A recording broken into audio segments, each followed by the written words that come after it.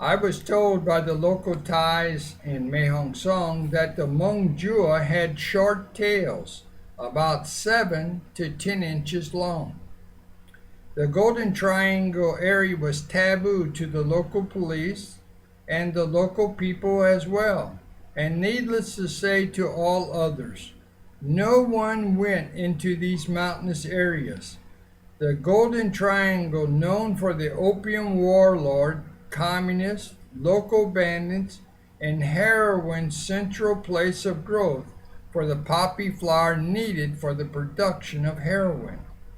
This was the main source throughout Southeast Asia and to Europe, with some of the white addicting poison affecting its sale within the United States. I've written about this at my other site at normanetker.wordpress.com or at normanetker.com. The heroin is gotten by a drop at a time. It's a labor-intensive work.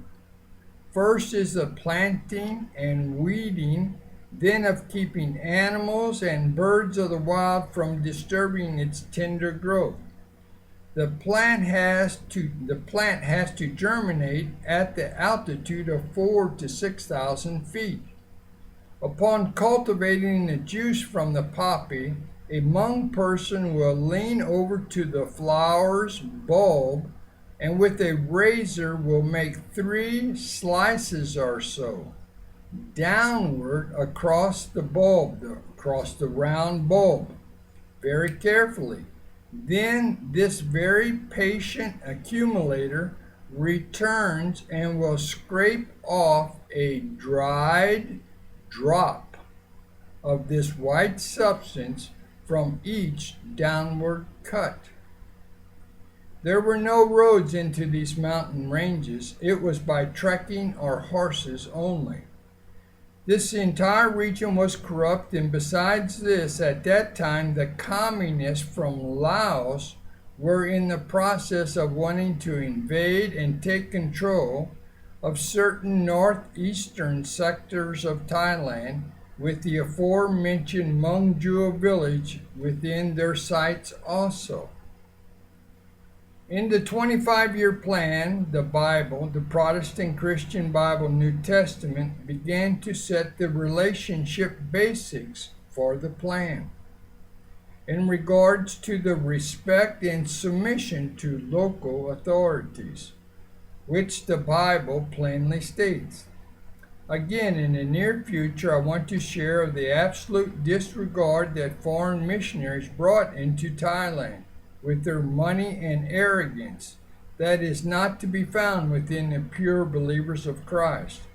This lordliness had kept them, the so-called Christian church, from being involved in the greatest Christian revival that swept into Thailand in the 80s and 90s. Biblical authority and the actual practicing of it. It was from this position that the plan began. The key was for the hill tribe to become self-supporting, and the education of how to do that, with weekly introduction into Protestant Christian Bible training, with respect for the authority for respecting authority, were the key cornerstones. In addition, with the development of a coffee tree cash crop being instituted within the ranges in order for the Hmong to begin the switch to this cash crop instead of the opium cash crop, along with others such as cabbage, fruit trees, etc. My actual part was the making of the proposal, both in Thai and English, which was with the help of my trusted Thai friend Seren. Before going overseas to the mission field, I was continually impressed by the Lord to buy a range finder, which is sort of a telescope, and by looking through it, it gives the distances from as close to 10 or 20 feet to a couple of thousand feet. It was this instrument that I used to make a map for the mapping out of a certain parts of the mountainous areas for the planting of 30,000 coffee trees. Again, a story of wanting kickbacks, not by missionaries this time. I hope to share it with you all in the near future. Summary in brief. Mexico. The situation here is much the same as Thailand. Mucho corruption. To offset the drug funds, one needs to enter into manufacturing.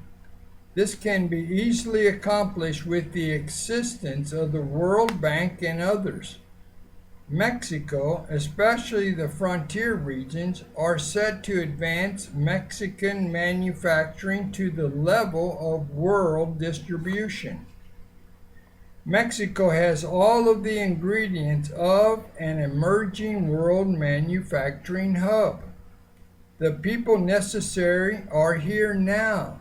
They are highly skilled for each and every aspect of production business that the World Manufacturing Center needs. This is done by Mexicanos.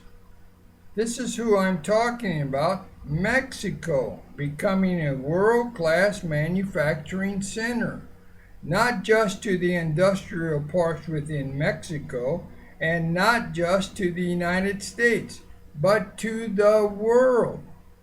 Mexico has now within its grasp the capability to ignite a manufacturing movement of unparalleled dimension within this hemisphere. There are many parts to Mexico's plans, as was with my other 25-year plan for Thailand. This above is just a basic idea, a concept for a prosperous future for all of Mexico's citizens.